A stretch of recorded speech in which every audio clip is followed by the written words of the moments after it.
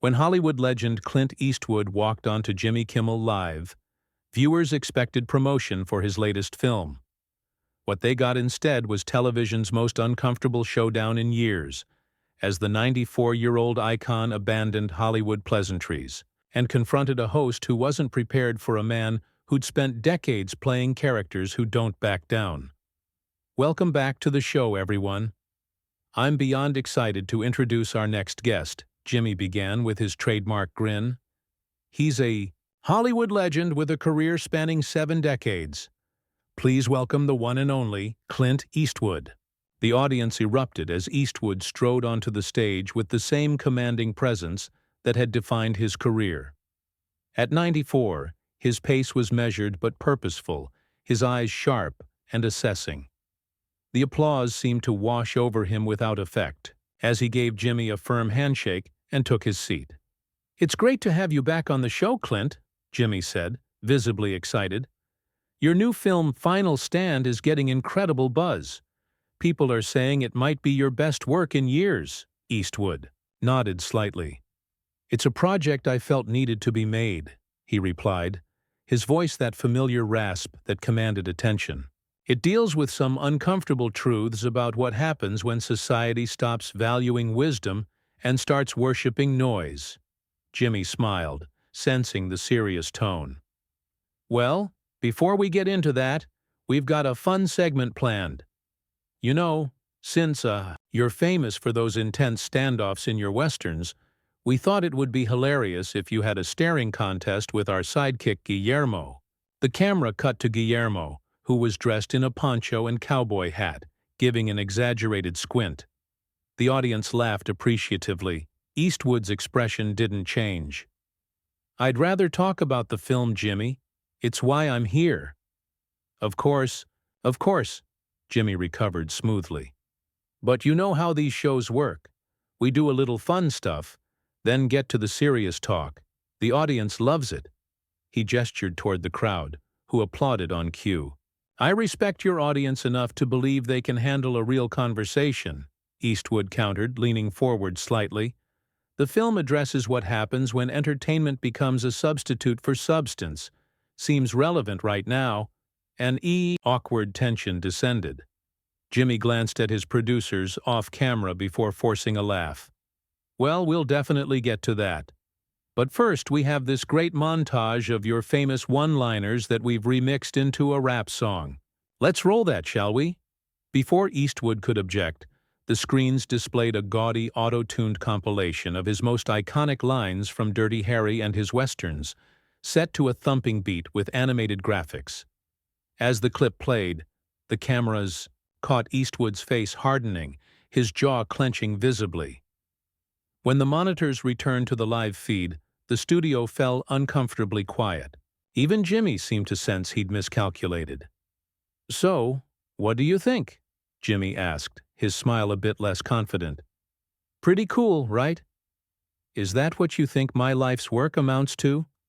Sound bites to be chopped up for cheap laughs?" Eastwood's voice remained level, but there was steel behind it. Jimmy's smile faltered. "No, of course not. It's just a bit of fun. The audience loves these segments." "Maybe it's time they were offered something more," Eastwood replied. "My new film examines what happens when a culture becomes so fixated on constant entertainment that it loses its ability to face difficult truths. There's a line in it. A society that can't sit with discomfort can't stand for anything." Seems fitting right now. The studio grew increasingly tense. Jimmy shifted in his seat, clearly trying to regain control of the segment. "Let's talk about that then. Your character in Final Stand is a retired judge who confronts corruption in his town, right?" "He confronts more than that," Eastwood said, settling back slightly. "He confronts a community that's become so afraid of silence that they fill every moment with noise, so addicted to distraction they can't recognize truth when it's staring them in the face." That's deep," Jimmy responded, glancing at his notes. "And I hear you insisted on some pretty grueling filming conditions, even at your age." "My age has nothing to do with my commitment," Eastwood said sharply. When did we start expecting less from people because they've lived longer? Experience used to count for something. Jimmy raised his hands defensively. No, I meant it as a compliment. Most people in their 90s aren't directing and starring in major films. Most people in their 90s aren't asked to, Eastwood countered. This industry is quick to discard what it considers past its prime. The film addresses that too, how we discard wisdom for the shiny and new, then wonder why we keep making the same mistakes. The tension in the studio was palpable now. Jimmy's producers were making frantic gestures off camera, but he seemed unsure how to proceed. The audience had gone from entertained to uncomfortable, the energy in the room shifting. "We'll be right. Back with more from Clint Eastwood after this break," Jimmy finally said, turning to the camera with a strained smile. "Don't go anywhere." As the on-air signs dimmed, Eastwood leaned forward. "I didn't come here to play games, Jimmy. Either we have a real conversation about this film and what it stands for, or I walk. Your choice." Jimmy's smile vanished completely as the crew scrambled around them. He leaned in, matching Eastwood's intensity, but keeping his voice low. "Look, Clint, I respect you immensely, but this is a comedy show. People tune in to escape the heaviness of real life for a few minutes." "Maybe that's exactly the problem," Eastwood replied, unflinching. "Everyone's so busy escaping they've forgotten how to face anything." He glanced at the frantic producers. "Your audience can handle more than you give them credit for." A producer approached with a clipboard. "We're back on in 30 seconds. Jimmy, we can pivot to the pre-approved talking points about the film's production." Jimmy nodded, straightening his tie as the countdown began. Eastwood remained motionless, his weathered face impassive but his eyes alert, watching Jimmy's every move as the red light on the camera flashed back to life. "Welcome back. We're here with the legendary Clint Eastwood," Jimmy began with renewed enthusiasm. "Let's talk about your new film, Final Stand. I understand you did some of your own stunts. Despite the demanding schedule, that's not what matters about this picture," Eastwood said evenly. "What matters is its message. We're living in a time when people are more interested in being entertained than informed, more concerned with comfort than truth." Jimmy tried to maintain his composure. "And that's what drew you to the project? The social commentary?" "What drew me to it was its honesty," Eastwood said. "There's a scene where my character confronts a room full of officials who've been covering up a toxic waste dump. They keep trying to distract him with procedural nonsense, with paperwork, with pleasantries. But he doesn't budge because lives are at stake. The truth matters more than making nice." The unspoken parallel hung in the air between them. Several audience members shifted uncomfortably. "That sounds powerful," Jimmy acknowledged, then attempted to steer back to safer ground. "The film also reunites you with Morgan Freeman for the first time since Million Dollar Baby, right? You two must have some great stories from—" "We do," Eastwood interrupted. "And they're meaningful stories about craft and dedication, not anecdotes, engineered for viral clips." Morgan understood exactly what this film was trying to say. There's a line he delivers. "We've become so afraid of discomfort that we'll trade away our dignity to avoid it." That's what's happening here right now, isn't it? Jimmy's smile froze. "I'm not sure what you mean." "I think you do," Eastwood countered, his voice still calm but unyielding.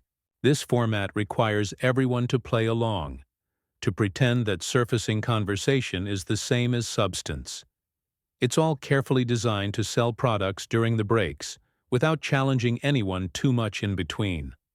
But some things deserve more than that." The audience had gone completely silent now. Even the band had stopped their regular background fills. Jimmy cleared his throat. "With all due respect, people work hard all day. They tune into this show to laugh a little before bed, not for a lecture." "With all due respect back," Eastwood said, emphasizing the phrase.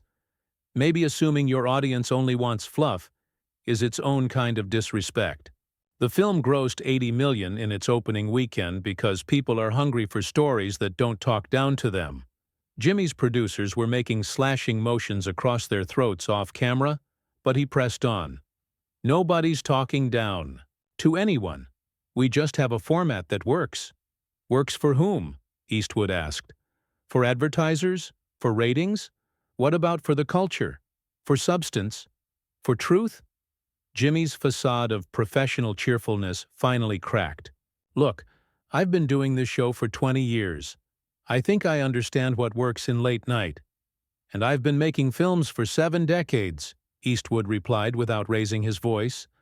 Long enough to see how entertainment can either elevate or diminish the people it serves. My film asks which direction we're heading. We're heading to another commercial break in about 30 seconds, Jimmy said with forced lightness, attempting to diffuse the tension with humor. But when we come back, we have a special surprise for you, Clint. Eastwood's eyes narrowed. What kind of surprise? Well, it wouldn't be a surprise if I told you, Jimmy said, his smile returning. No more gimmicks, Eastwood said firmly.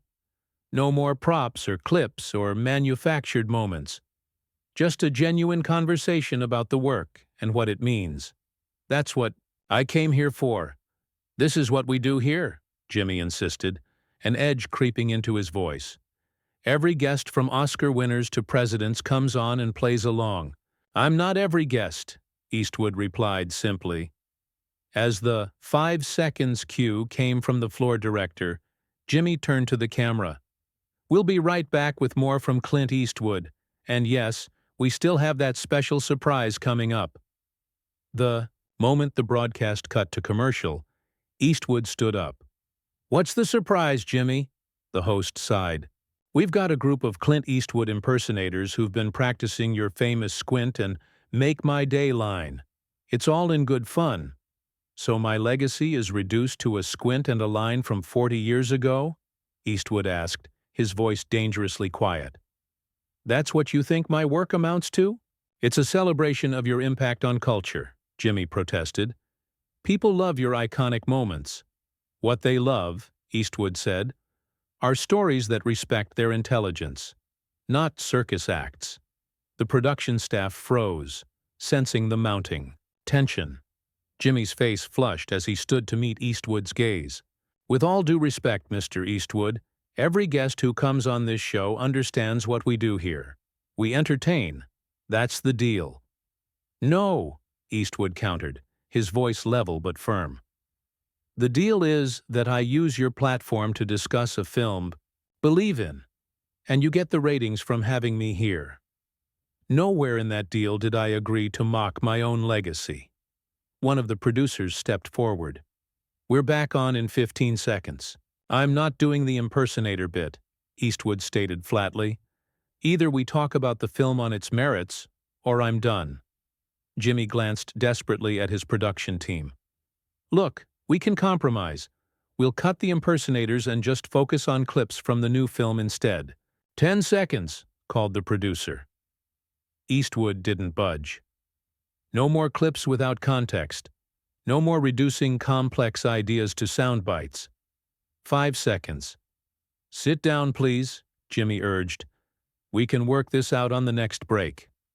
The red light blinked. On? Eastwood remained standing as Jimmy turned to the camera with a strained smile. Welcome back, everyone. As you can see, we're having quite the conversation with the legendary Clint Eastwood about his powerful new film, Final Stand. Eastwood looked directly into the camera. This film is about a society that's lost its way, that values spectacle over substance. It's about a culture so afraid of uncomfortable truths that it drowns them in noise and distraction. The audience was silent, captivated by the unfolding drama. That sounds fascinating, Jimmy attempted to recover. Why don't you take a seat and tell us more about that theme?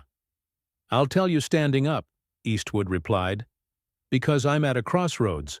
Right now, just like my character in the film. Do I play along with a system I don't believe in? Or do I stand for something more important? Jimmy laughed nervously. Well, you've never been one to play by the rules. That's what makes you Clint Eastwood. No, Eastwood said firmly. What makes me who I am is that I respect the audience enough to give them my best work, not what's easiest or most profitable. My character in Final Stand says that respect isn't granted automatically. It's earned through actions that matter. And we respect you enormously, Jimmy insisted. Do you? Eastwood challenged. Then prove it. Put away the gimmicks and the viral moments. Have a real conversation about a film that asks hard questions about where we're heading as a culture. The atmosphere in the studio was electric. Camera operators exchanged glances. The audience leaned forward in their seats. Jimmy took a deep breath, then made a decisive gesture to his team. You know what? You're right. He turned back to Eastwood. No more gimmicks. Let's actually talk about this film and what it means. Eastwood studied Jimmy's face, searching for sincerity. After a moment, he nodded and returned to his seat. In Final Stand, Jimmy began with renewed focus, your character risks everything to expose corruption that everyone else is willing to ignore. What made you want to tell this particular story at this point in your career? Because I've watched our society become increasingly afraid of difficult conversations, Eastwood replied, his intensity undiminished, but his posture more relaxed. We've built entire industries around distraction. My character faces a choice. We all face every day. Speak an uncomfortable truth, or go along with a comfortable lie. For the first time that evening, genuine engagement flickered across Jimmy's face. That's actually something I've thought about a lot in this job. There's constant pressure to keep things light, to avoid anything that might make viewers change the channel. Exactly, Eastwood nodded. And that pressure isn't just in talk shows, it's in politics, in education, in how we talk to each other. We've forgotten that discomfort is often where growth happens. The audience was rapt now. The earlier tension transformed into something more profound. There's a pivotal scene, Eastwood continued, where my character tells a room full of officials that their greatest failure isn't the corruption itself, but their willingness to settle for the illusion of prosperity rather than building something real. That's the heart of the film. That's powerful, Jimmy acknowledged sincerely. And I can see why you wouldn't want that message diluted with gags and impressions. Eastwood nodded appreciatively. Film at its best isn't just entertainment. It's a mirror that shows us who we are and asks if that's who we want to be. As their conversation deepened, the producers relaxed, recognizing that what they were witnessing was more compelling than any planned segment could have been. The broadcast continued with a genuine discussion about Hollywood's responsibility to audiences, the craft of filmmaking, and the themes that had defined Eastwood's remarkable career. When the final commercial break approached, Jimmy extended his hand. Thank you for pushing us to do better tonight. This turned out to be a much more meaningful conversation than what we had planned. Eastwood shook his hand firmly. That's what happens when you trust your audience enough to give them something real. As the show ended and the cameras stopped rolling, the audience rose in a standing ovation. Not for the spectacle they had expected, but for the authentic exchange they had witnessed instead. Later that night, clips of the confrontation and subsequent conversation flooded social media. The Eastwood incident, as it came to be called, sparked passionate debates about the role of media, the hunger for authentic discourse, and the courage required to demand substance in a world built on spectacle. 3 days later, Final Stand broke box office records as audiences flocked to theaters, drawn by the promise of a story that respected their intelligence enough to challenge them. Jimmy Kimmel devoted an entire segment to acknowledging how the confrontation had forced him to re-examine his show's approach to guest interviews. And Clint Eastwood, watching from his home in Carmel, allowed himself a small, satisfied smile. In an industry obsessed with appearances, he had once again stood for something real, and in doing so, reminded everyone why his legacy would endure long after the applause faded away.